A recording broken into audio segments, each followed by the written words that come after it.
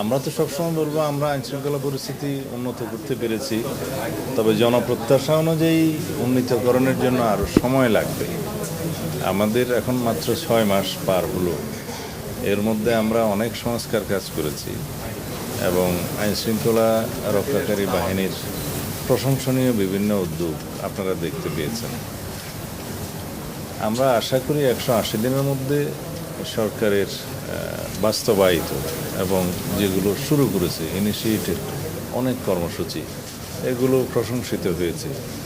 মাননীয় প্রধানমন্ত্রী নেতৃত্বে আমরা দুই একটি সংকটময় মুহূর্ত খুব সফলতার সাথে মোকাবিলা করেছি। যেমন মধ্যপ্রাচ্য একটা যুদ্ধ পরিস্থিতির কারণে জ্বালানি তেল এবং গ্যাসের সরবরাহ নিয়ে সারা বিশ্বে সংকট সৃষ্টি হয়েছিল, বাংলাদেশও তার বাইরে নয়।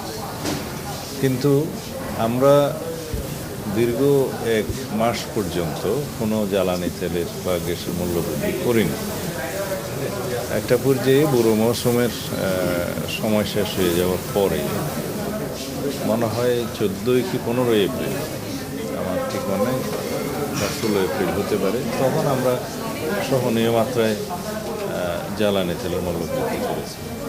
বুড়ো মৌসুমে কৃষকদের কথা চিন্তা করেই তিনি সেই সিদ্ধান্তটা নিয়েছিলেন যে সেই সময় পর্যন্ত কোনো জ্বালানি মূল্য বৃদ্ধি করা হয়নি। যদিও ওই সময়ে সারা বিশ্বে আমাদের পার্শ্ববর্তী দেশসহ অনেক দেশেই জ্বালানি তেলের মূল্য প্রায় দ্বিগুণ হয়ে গিয়েছে।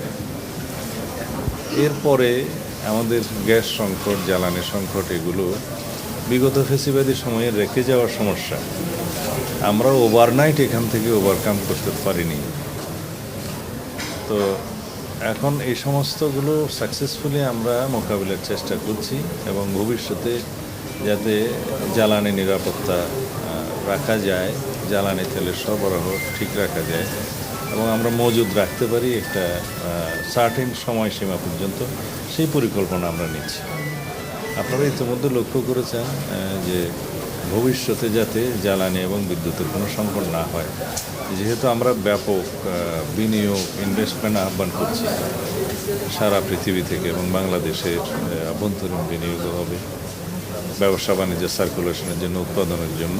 জ্বালানি এবং তেলের সরবরাহটা, প্রাইমারি এনার্জি, এটা গুরুত্বপূর্ণ ভূমিকা রাখে। সেই জন্যই আমরা পরিকল্পনাগুলো নিচ্ছি, আপনারা এটা প্রতিনিয়তই জানতে পারছেন।